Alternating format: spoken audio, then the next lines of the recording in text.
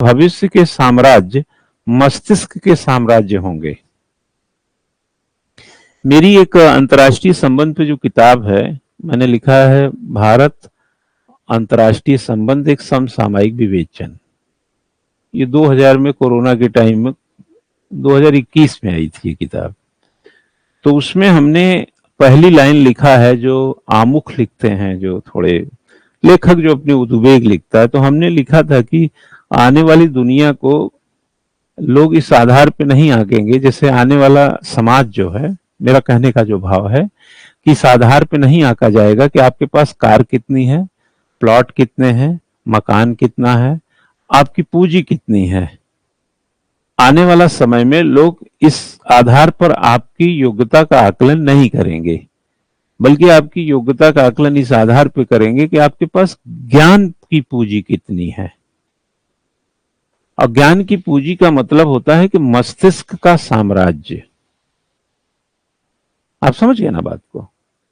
तो अब अभी तक लोग क्या किए, जैसे अकबर आया तो अकबर ने राजपूताना जीत लिया, राजस्थान का, गुजरात जीत लिया, और एक विशाल साम्राज्य जो भारत का था अपना हरा के कायम कर लिया।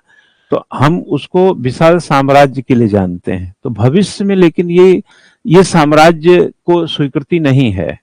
जैसे बहुत सारे शराब के माफिया होंगे, 50 बीघा जमीन होगी, उनकी कोई वैल्यू नहीं रहेगी। ये उस आशय को समझिए। कोई बिग बाजार वाला, आप कितने को जानते हैं? किसी ने बिग बाजार खोल रखा है, किसी ने सिनेमा हॉल खोल रखा है, कोई पलटन बाजार में 100 दुकानों का किराया आता होगा उसके पास, कोई ट्रांसपोर्ट का मालिक होगा जिसको 2-4 हजार गाड़ियां चलवाया होगा, उसके पास अरबों खरबों की संपत्ति होगी। तो वो ये कह रहा है कि भविष्य के साम्राज्य मस्तिष्क के साम्राज्य होंगे। अब मस्तिष्क किसके पास रहेगा? जो हृदय बदल देता है, जो घुटना बदल देता है, जो जिंदगी के हर कल पुर्जों को ठीक कर देता है। जो सुनीता विलियम्स है, क्या है उनके पास? अभी सुना आपने कि वाशिंगटन में उनका 1 बीघे का घर है? नहीं सुने होंगे आप। हाँ, कलाम साहब ने मस्तिष्क का ही तो साम्राज्य था उनके पास। एपीजे अब्दुल कलाम का अगर दुनिया में कोई जानेगा तो किस लिए जानेगा? उनके पास 100 पेट्रोल पंप थे। मस्तिष्क का ही साम्राज्य है वो। मुंशी प्रेमचंद क्या थे?